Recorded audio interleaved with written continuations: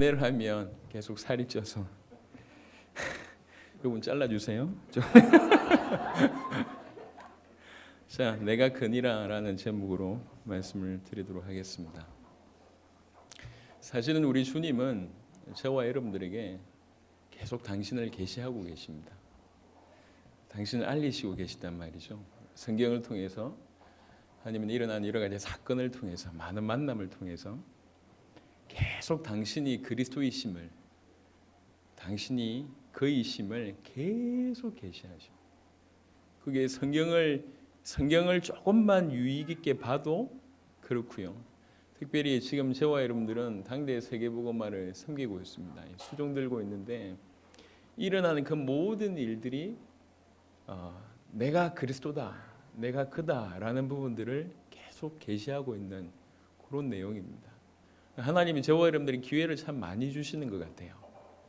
어떤 사람들에게는 도무지 그런 기회가 없을 수도 있고, 또 어떤 사람에게는 일생에 한 번일 수 있는데, 우리 같은 하나님의 은혜를 받은 자에게 우리 주님은 계속 계시하십니다. 내가 그리스도다, 내가 그다, 계속. 그래서 오늘 그 중에 중요한 어떤 한 본문을 통해서 당신이 계속 우리에게 계시하고 있음을 확인하고, 계시받은 자로 우리는 어떻게 해야 되는지를 짧게 볼 수가 있을 것 같습니다. 성경은 계속 그리스도를 얘기하고 있습니다. 우리가 조금만 하나님 앞에 은혜를 구하고 지혜를 구하고 우리의 귀를 열고 우리의 마음을 열면 안 볼 수가 없고 놓칠 수가 없을 만큼 너무나 자주 계속 반복하고 계십니다. 요한복음만 잠시 좀 훑어보겠습니다. 오늘 봤던 요한복음 9장에 이르기까지 요한복음만 몇 장을 좀 살펴보시면 유익할 것 같습니다. 요한복음 2장에 예수님께서 가나 혼인잔치를 치르시고 난 이후에 성전을 깨끗하게 하시는 그런 장면이 나옵니다. 여러분 잘 아시는 장면이죠.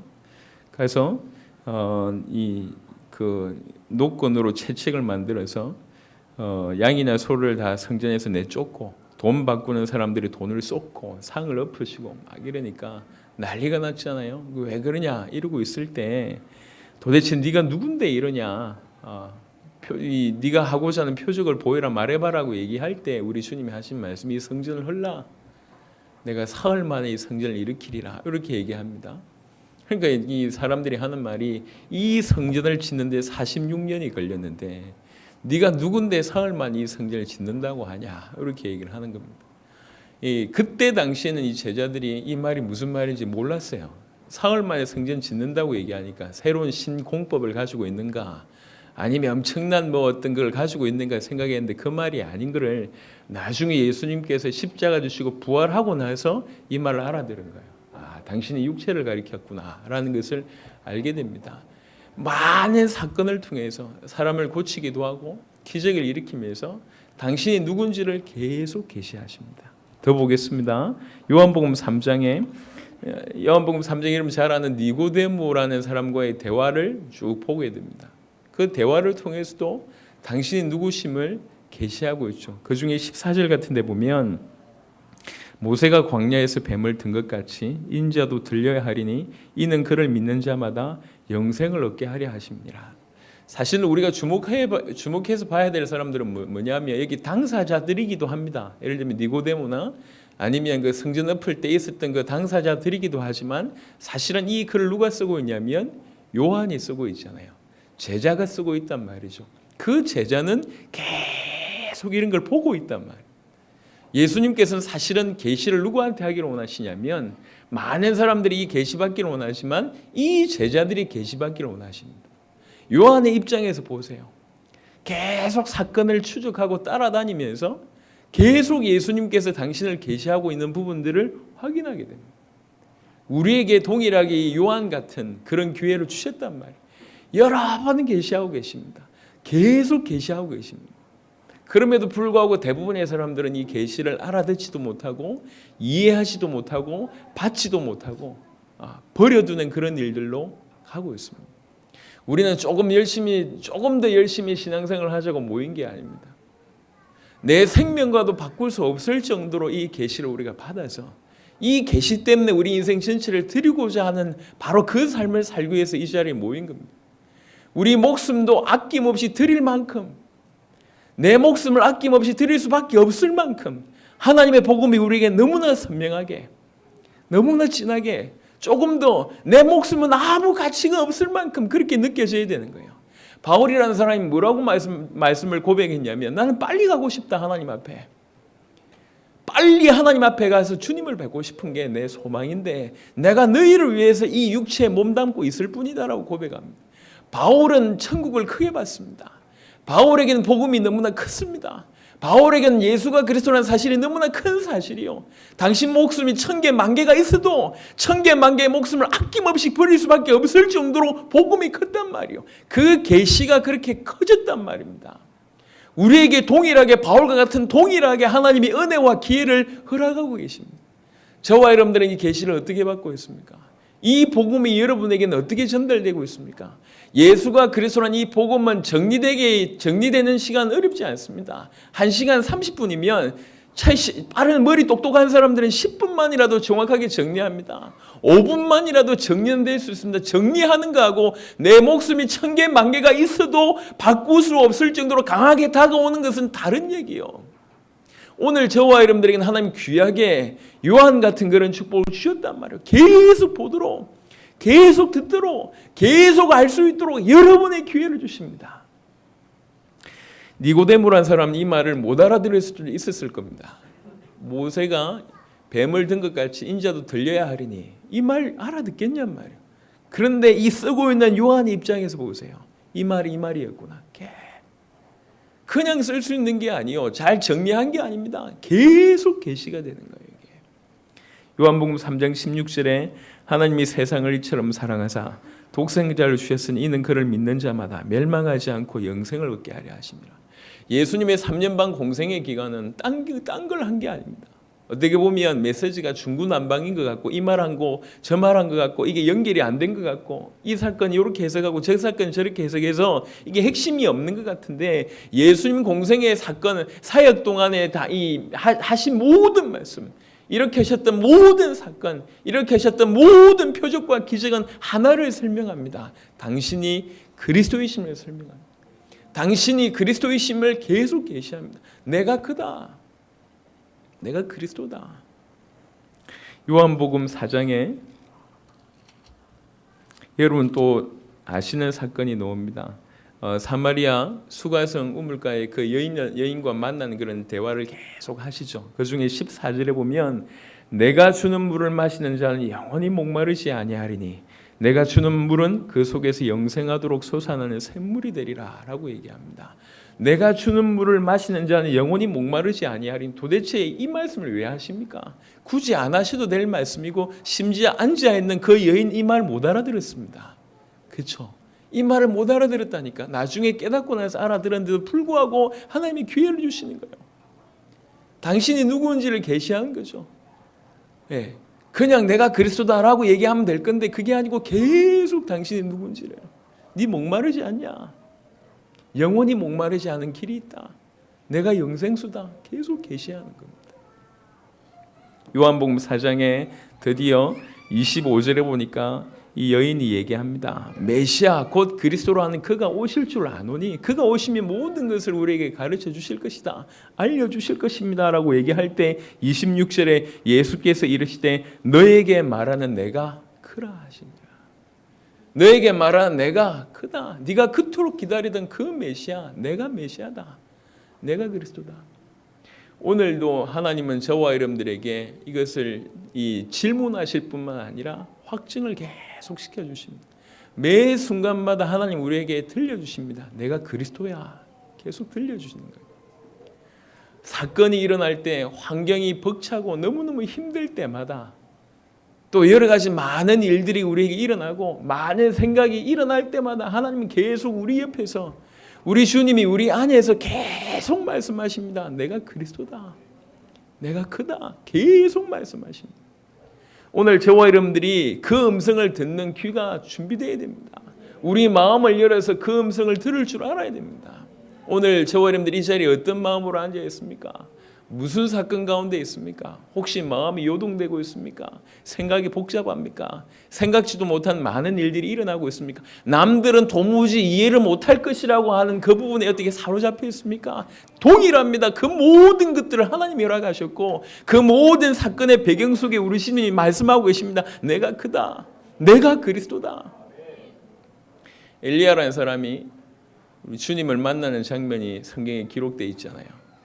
근데 저는 처음에 그 본문을 읽을 때 이게 무슨 뜻인지 몰랐습니다.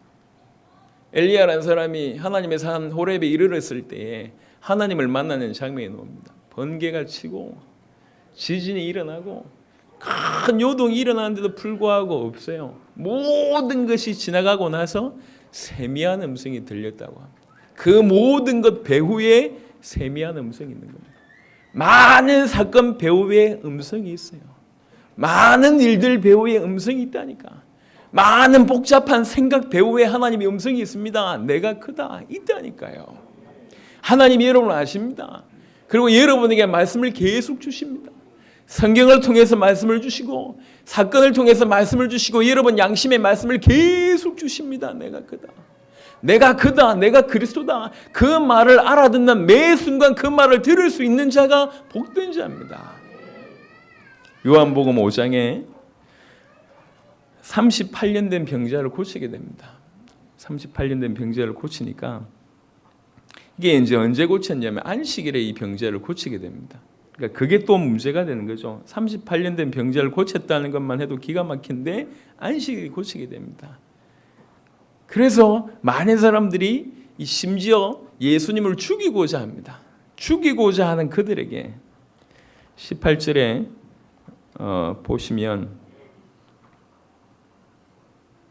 8절에 16절에 그러므로 안식일에 이러한 일을 행하신다 하여 유대인들이 예수를 박해하게 된지라 라고 얘기합니다. 이런 부분들을 두고 이런 상황 가운데 메시지를 쭉 하시는 내용입니다. 그 중에 나온 메시지가 5장 24절입니다.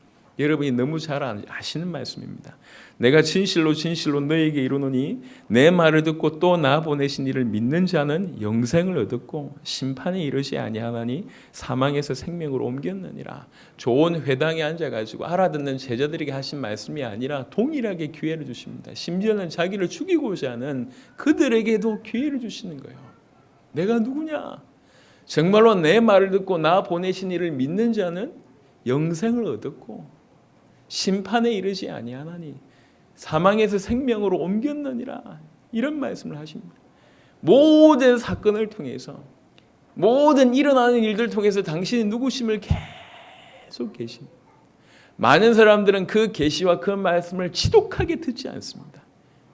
들을 귀가 없을 뿐만 아니라 그 귀를 막고 있습니다.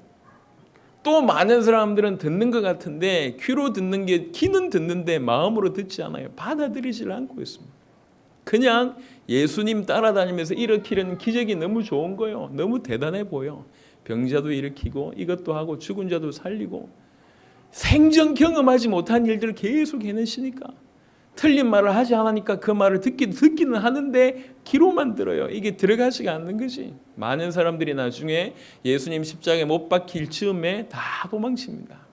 제자들도 예수님을 부인하는 그런 일이 벌어지지 않습니까? 이토록 많은 계시를 허락하셨는데 마태복음 16장 16절이 첫 고백입니까? 그렇지 않습니다. 주는 그리스도시요 살아계신 하나님의 아들입니다라고 얘기했던 베드로가 지구상 처음 고백한 겁니까? 그렇지 않습니다. 요한복음 1장부터 나와 있습니다. 안드레라는 사람이 이 예수님 따라다니니까 예수님이 왜 그러냐 하라고 얘기할 때 따르기를 원합니다. 와서 보라. 그래 놓고 안드레가 예수님과 생활하고 나서 바로 가서 베드로에게 뭐라고 얘기합니까? 우리가 메시아를 만났다라고 얘기합니다. 안드레. 빌립이라는 사람도 예수님을 만나고 나서 메시아인 줄 깨닫고 친구 나다나엘한테 얘기합니다. 우리가 메시아를 만났다. 아니 나사렛에서 무슨 선한 것이 있느냐 나올 수 있냐라고 얘기하니까 와서 보라. 예수님이 안드레에 했던 그 말을 그대로 빌립이 나다나엘에게 하게 됩니다. 나다나엘이 가서 보게 되죠. 메시아임을 깨닫게 됩니다. 첫 고백이 아니었어요. 하나님은 계속 우리 주님은 계속 우리에게 계시를 허락하고 계십니다. 깨닫기를 원하신단 말이에요. 우리 주님이 얼마나 우리를 사랑하시는지를 이 대목을 통해서도 볼 수 있습니다. 한두 번 해보고 아니면 땡 이게 아니고 계속 기회를 주셨습니다. 많은 사람들이 그것을 듣지 않죠. 부인합니다. 39절에 보니까 요한복음 5장 39절에 너희가 성경에서 영생을 얻는 줄 생각하고 성경을 연구하거니와 이 성경이 곧 내게 대하여 증언하는 것이니라. 이 말을 들어보세요.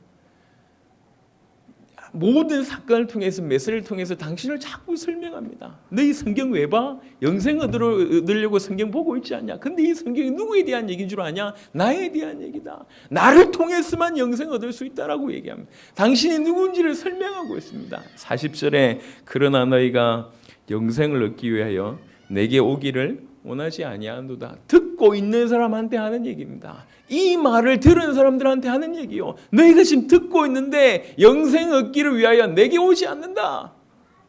듣고 앉아 있습니다. 많은 사람들이. 근데 가질 않아요.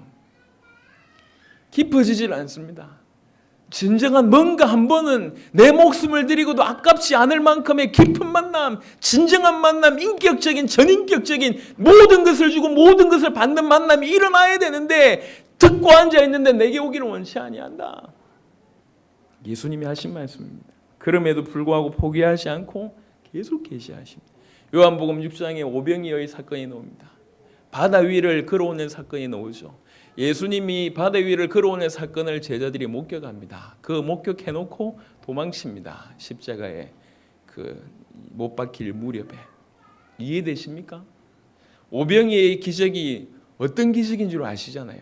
당신이 그리스도이심을 보리떡 5개와 물고기 2마리를 갖다 줬던 그 제자들이 예수님이 축사하시고 그것을 나눠줬던 제자들이 다 경험했잖아요. 이게 무슨 사건인지. 그리스도의 표적이구나. 다 경험했습니다. 그리고 그 밤에 물 위로 걸어오신 걸 봤단 말이에요. 심지어는 베드로는 물 위까지 걸었단 말이에요. 그래 놓고 도망칩니다. 기가 막히죠. 하나님이 포기하지 않으시고 그럼에도 불구하고 그 베드로를 다시 찾아갑니다. 오늘 저와 여러분들이 얼마나 큰 복을 받으셨는지를 아셔야 됩니다. 그 당시에 예수님 당시에 살았던 많은 사람들 중에도 예수님의 말씀을 한 번도 못 들은 사람들이 많았습니다. 또 어떤 사람들은 예수님의 말씀을 많이 듣기도 하고 한 번쯤 들어본 사람도 있을 것입니다. 어떤 사람들은 예수님을 계속 쫓아다니면서 많은 기적에 동참했을 수도 있습니다. 이 소문 저 소문 많은 소문들을 들어본 사람들도 있을 것입니다. 그럼에도 불구하고 대부분의 사람들에게 그 많은 기회를 주셨음에도 불구하고 대부분의 사람들에게 진정한 계시라는 것은 전달되지 않았습니다. 들어가지가 않았단 말이에요. 이제 선진국 사람들이요 이상한 병에 걸려 있는데 결혼을 굉장히 늦게 하는 것 같아요. 요즘에 결혼을 늦게 해요. 우리 살아보고 결혼하는 그런 풍토로 지금 가잖아요. 연애를 하는 것과 결혼을 하는 것은 다른 얘기입니다. 여러 명과 연애하다가 이 사람 아니면 내가 못 살겠다 이래가지고 이제 해서 이제 결혼하는 그런 케이스들이 선진국에서 이제 있는 것 같은데 지금 우리나라도 따라가고 있습니다. 그냥 보기 좋아서 연애하는 거하고 내 인생을 이 사람한테 걸어야 되겠다 이건 다른 얘기잖아요. 이해되십니까? 우리는 주님과 연애해야 되지만 하나 돼야 됩니다. 많은 얘기들을 통해서 우리가 주님 주변에 있는 것 좋습니다. 주의 주변에 머물고 있으면서 적당한 거리를 유지하면서 주신 은혜 받기도 하고 또 적당한 헌신도 하고 좋습니다. 그게 내 체질이라는 둥, 요게 지혜롭다는 둥 이렇게 많은 사람들이 불신자들도 하는 얘기가 있어요. 믿는 거 좋다 하지만 너무 빠지지 마라 이런 얘기를 불신자들이 굉장히 지혜롭습니다. 사단의 목소리죠. 우리는 빠져야 됩니다. 아시겠습니까? 하나 돼야 되는 게 그건 광신이 아닙니다. 그게 신앙이요. 올바른 신앙은 주와 하나 되는 겁니다. 주변에 계시지 말고 그것에 머물러 있기를 너무 즐겨하지 마시고 적당한 거리와 적당한 사이를 내고 일정한 거리를 유지하면서 걷는데 익숙하지 마시고 그 장벽을 빨리 넘어서셔야 됩니다. 주님이 허락하시는 계시를 이제 여러분 가슴 속에 모셔드려야 됩니다. 여러분 것이 돼야 돼요. 끊임없이 우리를 위해서 계속 계시하고 계십니다. 요한복음 6장에 뭐라고 얘기하냐? 그래놓고 35절에 보시면 예수께서 이르시되 나는 생명의 떡이니 내게 오는 자는 결코 줄이지 아니할 것이요 트이오 나를 믿는 자는 영원히 목마르지 아니하리라. 당신의 생명의 떡임을 또 얘기합니다. 오병이어 기적 일으켜놓고 또 얘기합니다. 그래놓고 또 6장 55절에 보면 뭐라고 얘기합니까? 내 살은 참된 양식이요 내 피는 참된 음료로다. 계속 얘기합니다. 당신이 우리를 위해서 살찌 키우시고 피 흘리실 것임을 계속 얘기합니다. 이런 메시지를 계속 듣고 나서도 이게 받아들이지 않는다. 참 대단한 사람이지 않습니까? 근데 우리가 그와 다름이 없다는 얘기입니다. 성경 조금만 자세하게 보세요. 예수님의 말씀을 조금만 귀 기울여 보세요. 당신이 누군지. 우리 인생은 앞만 발부둥 쳐도 하나님을 떠난 상태에서는 답 없는 인생입니다. 모든 문제가 오는 것은 하나님을 떠나서 그런 겁니다. 앞만 발부둥 쳐도 답이 없다니까. 길이 없어요. 하나님을 만나야 됩니다. 사단 가운데서 발부둥 치고 죄 가운데서 앞만 발부둥 쳐봐야 행복하지 않습니다. 우리 존재는 하나님을 만나야지 비로소 사는 존재가 되고 하나님을 만나야지 비로소 살아있는 존재가 되고 하나님을 만나야지 비로소 정상이 되고 하나님을 만나야지 비로소 행복한 존재가 되고 하나님을 만나야지 비로소 할 일을 할 수 있는 존재가 되고 하나님을 만나야지 영적인 존재가 되고 하나님을 만나야지 모든 축복을 받는 존재가 되고 하나님을 만나야지 전 열방을 살릴 수 있는 존재가 되고 하나님을 만나야지 그게 원래 인간이 되는 겁니다. 그게 우리의 존재요. 하나님 떠나서는 우리는 아무것도 할 수가 없습니다. 가지가 나무에서 떨어지면 아무것도 할 수가 없어요. 밖에 불태워 버릴 수밖에 없는 그런 존재입니다. 우리가 그렇단 말입니다. 하나님을 만날 수 있는 길이 그리스도밖에 없습니다. 한 길밖에 없어요. 그래서 그리스도를 계속 계시합니다. 이 방면으로 저 방면으로 이 방향으로 저 방향으로 계속 얘기합니다. 내가 생명의 떡이다. 내가 생명수다. 요한복음 10장에는 뭐라고 얘기하고 있냐면 내가 양의 문이다. 내가 선한 목자다. 내가 너희를 위해서 목숨을 버린다. 나로 말미암아 들어가면 나가면 생명을 얻고 꼴을 더 얻을 것이다. 요한복음 11장에 뭐라고 얘기합니까? 나는 부활이요 생명이니. 쉬지 않고 멈추지 않고 계속 당신이 누구이심을 계시하십니다. 요한복음 8장에 나는 세상의 빛이다. 내가 세상의 빛이다. 그리고 요한복음 8장 31절 32절에 보니까 정말로 내 말을 듣고 나를 따르면 진리를 알지니 진리가 너희를 자유케 하리라. 내가 진리다. 내가 생명이다. 내가 생명의 떡이다. 내가 세상의 빛이다. 내가 양의 문이다. 내가 선한 목자다. 내가 부활이다. 내가 모든 것이다. 계속 계시하십니다. 요한복음 12장 24절에 보면 한 알의 밀이 떨어져 추구해야지 많은 열매를 맺는다고 얘기하면서 당신이 할 일을 계시하십니다. 요한복음 14장 6절에 내가 곧 길이요 진리요 생명이라고 말씀하십니다. 우리가 훑어볼 수 있는 성경의 몇 구절만 하더라도 이렇게 풍성합니다. 당신이 누구이신지. 내가 그다. 우리 인생은 반드시 하나님을 만나야 돼요. 우리 인생에게는 반드시 그리스도가 필요합니다. 어느 정도 필요하냐? 매 순간 필요합니다. 매 순간 절대적으로 필요한 것이 우리 인생에 있어서 그리스도입니다. 그 그리스도를 우리 주님이 참으로 감사하게 계속 계시하십니다. 여러분이 알아들을 수 있도록 여러분의 상황에 맞게 여러분의 성향에 맞게 여러분을 아시는 우리 주님이 너무나 정확하게 계시하십니다. 어떤 분은 많은 어려움을 당해서 완전 밑바닥으로 엎드리게 되면서 그 밑바닥에서 하나님을 바라보고 하나님의 음성을 듣게 되는 케이스도 있습니다. 어떤 분은 도무지 이해할 수 없는 수많은 갈등에 사로잡혔다가 그 갈등의 배경에서 메시아 그리스도를 발견하기도 되기도 합니다. 어떤 분은 아무 문제가 없는데도 불구하고 마음이 계속 요란되고 계속 허무감이 찾아오는 중에 그 끝에서 하나님의 음성을 듣기도 합니다. 하나님이 여러분을 아십니다. 아셔서 여러분에게 계시의 여러 형태로 주시고 계십니다. 말씀을 통해서 사건을 통해서 만남을 통해서 생각을 통해서 그 배경 언저리에 전부 뭐가 깔려있냐? 당신의 계시가 우리에게 깔려 있습니다. 우리 주님은 우리에게 계시하기를 원하십니다. 우리 주님은 우리가 그것을 알아듣기를 원하십니다. 그것을 받아들이기를 원하십니다. 그런 중에 오늘 요한복음 9장에 보시면 날 때부터 맹인된 사람에 대한 얘기를 쭉 하고 있습니다. 날 때부터 맹인입니다. 제자들이 물어봅니다. 예수님, 주님, 저 날 때부터 맹인되고 지금 거지인 죄는 누구 죄 때문에 저렇습니까? 본인 죄 때문입니까? 부모 죄 때문입니까? 이렇게 묻죠. 근데 뭐라고 얘기합니까? 그게 아니고 하나님의 영광을 포기하기 위해서 허락하신 것이다. 이래놓고 진액을 뱉어서 그걸 이겨가지고 눈에 바르고 실로암에 가서 씻으라고 얘기합니다. 맹인의 입장에서 생각해 봅시다. 그건 가만히 있는데 어떤 사람이 와가지고요, 이렇게 좀 이 침 뱉더니 진흙 발라가지고 자기 눈에 붙여요. 그러더니 실로암 가서 씻으랍니다. 그 사람에 대한 정보도 없어요. 그냥 거린이야. 거지 짓을 하고 있는데 갑자기 찾아와서 자기네들끼리 무슨 얘기하더니 뭐 지죄 때문입니까? 부모죄 때문에 이러더니 와가지고 턱 붙여가지고 가서 씻어요. 지금 이런 상황이거든.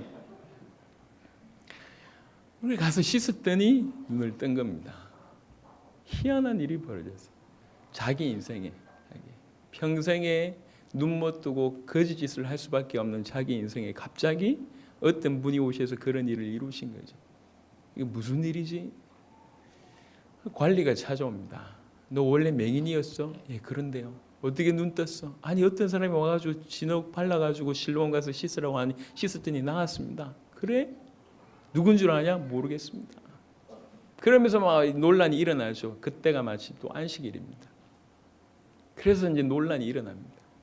그래서 관리들이 얘기합니다. 안식일에 이런 일을 하는 거 보니까 죄인이다라고 얘기하죠. 그러니까 이 청년이 뭐라고 얘기합니까? 죄인의 기도를 하나님 들으시냐? 하나님이 경건한 자의 기도를 들으시지 않냐? 이게 관리들 앞에서 자기 나름대로는 믿음의 고백을 하는 겁니다. 죽었다가 살아났으니까. 병이 눈 감았다가 눈을 떴으니까 믿음의 고백을 하죠. 그러니까 관리들이 야단을 칩니다. 죄 가운데 태어났고 감히 우리를 가르쳐 이러면서 막 이런 사건이 끝나고 난 이후로 오늘 9장 35절에 보시면 예수께서 그들이 그 사람을 쫓아냈다 하는 말을 들으셨더니 쫓겨난 거예요. 네가 죄인으로 태어나서 일평생 그렇게 살던 놈이 감히 우리를 가르쳐 이래가지고 쫓아내버렸어요. 그러고 있는 중에 예수님이 오신 겁니다. 그래서 물어봅니다. 네가 인자를 믿냐? 이렇게 물어요. 인자를 믿느냐? 근데 이 사람을 보세요. 뭐라고 얘기합니까? 대답하여 이르되 주여 그가 누구시노이까? 누구시오니까? 내가 믿고자 합니다. 그때 하신 말씀입니다.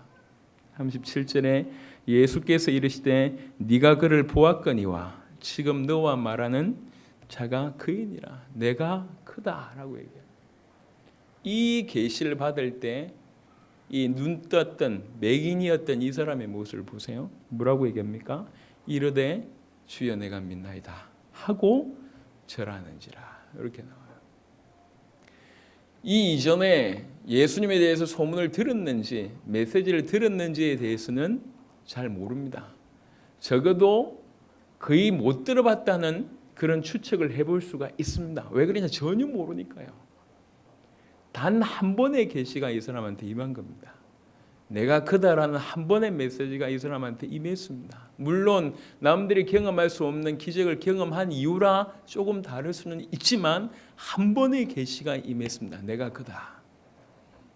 그 한 번의 계시가 임하자마자 이 사람의 태도입니다. 주여 내가 믿나이다. 이래놓고 엎드려 절하는지라. 이 얘기요. 얼마나 복받은 인생입니까?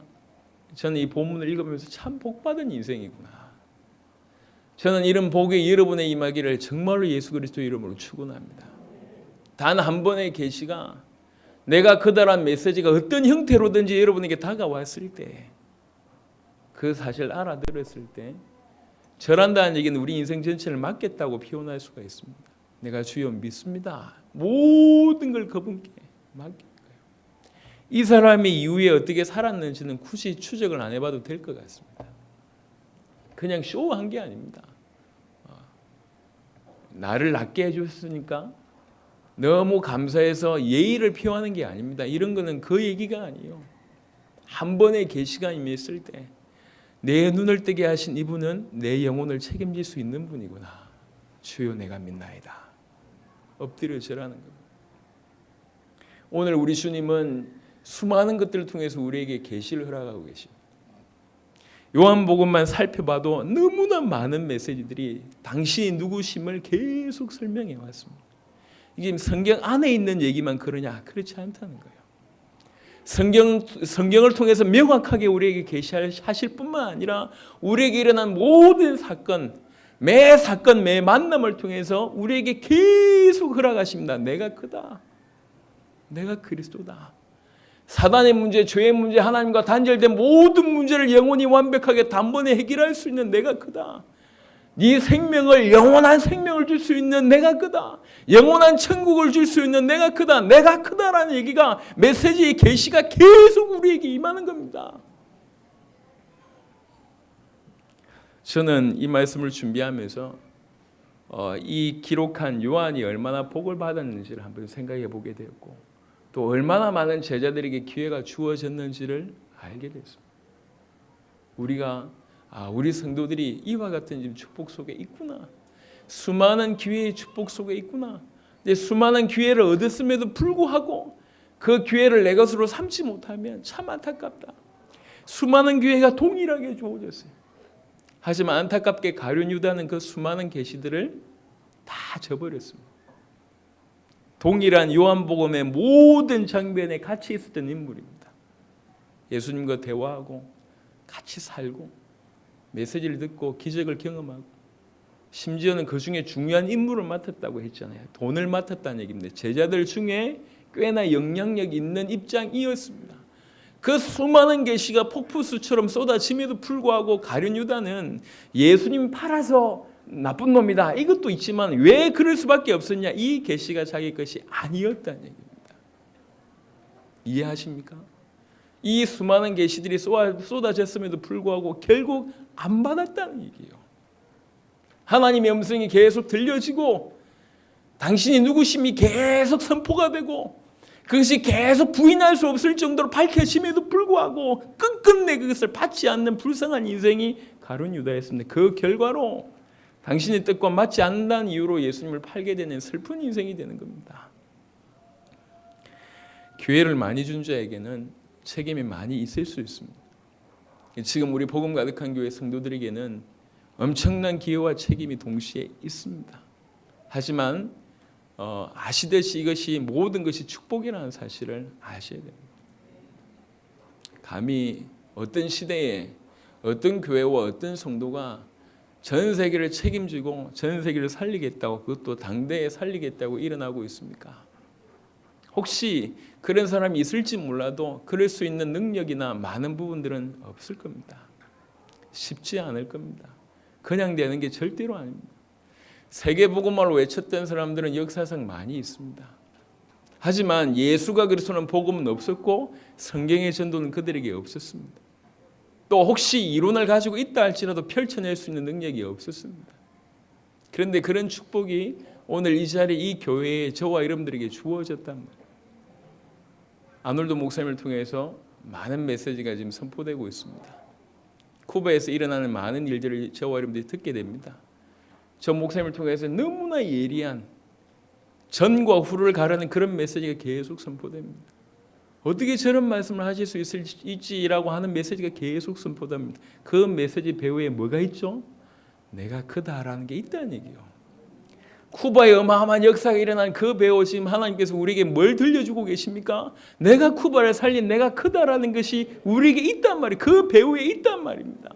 수많은 전도자들이 일어나고 있습니다. 벨무데스 목사님을 비롯한 레니 목사님을 비롯한 많은 전도자들이 일어나서 그 지역을, 그 나라를 살리고 있습니다. 그 모든 사건을 우리가 보고 있고 듣고 있습니다. 그 모든 사건의 배후, 그 모든 메시지의 배후에 뭐가 있냐? 내가 그 모든 일을 행한 그리스도라는 것이 숨어 있다는 얘기요. 우리에게 그것이 들려지고 있다는 겁니다. 그걸 들을 줄 아는 것이 축복입니다. 우리는 지금 업적을 자랑하는 그런 교회가 아닙니다. 대단한 일을 이룬 거에 대해서 공치사를 하는 사람들이 아니에요. 우리는 지금 하나님의 은혜로 이 복음을 붙들고 당대 세계복음을 하고 있습니다. 모든 우리 주변에 눈 뜨고 보세요. 모든 것들을 통해서 당신을 우리에게 계속 계시하고 계십니다. 하나님의 말씀을 통하여, 귀중한 전도자들의 고백을 통하여, 저들의 증거를 통해서, 수많은 일어난 역사들을 통해서, 되어지는 많은 일들을 통해서 계속 말씀하십니다. 내가 그리스도다. 내가 그리스도라는 이 말씀이 임할 때, 내가 크다라는 이 말씀이 임할 때, 오늘 이 맹인이었던 이 청년 같은 일들이 여러분 가운데 있게 되길 바랍니다. 이 복음이 너무나 크게 다가오고, 이 계시가 너무나 크게 다가와서 내 인생 쯤이야 아낌없이 드릴 수밖에 없을 정도로 고민해야 될 게 아니고, 결단해야 될 게 아니라, 고민할 수가 없고 결단할 수 없을 정도로 너무나 강하게 다가와서 무릎 꿇을 수밖에 없고 절할 수밖에 없는 진정한 참된 계시, 매 순간 그 계시가 이미 사실은 우리에게 있는데, 우리의 눈을 떠서 그 가려졌던 모든 장애물, 그 모든 배후가 보여져서 그것들이 우리에게 다가오면 사실은 끝난 거 아닙니까? 저는 저와 여러분들 너무 사랑하셔서 우리 주님이 이렇게 매번 계시하고 계시구나라는 것을 기도하면서 확인하게 됐을 때 참 마음으로 너무 감사했고, 우리가 받은 축복이 너무나 크구나라는 걸 다시 한번 확인하게 됐고, 이 일을 섬긴다, 그냥 일을 한다는 얘기가 아닙니다. 우리가 받은 복이 너무나 크구나. 마치 요한을 비롯해서 제자들이 받은 복이 딴 복이 아니잖아요. 그들이 예수님 쫓아다니면서 명예를 가졌습니까? 돈을 더 많이 얻었습니까? 남들보다 기적을 많이 일으킨 겁니까? 그들이 받은 복이 뭐죠? 계시의 복입니다.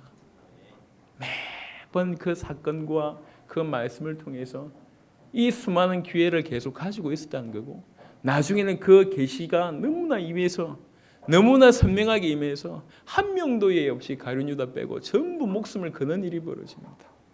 주를 위해서 목숨을 거는 일이 너무나 자연스럽게 일어나게 됩니다. 그게 제자들이 받은 복이잖아요. 열심히 한 게 아닙니다.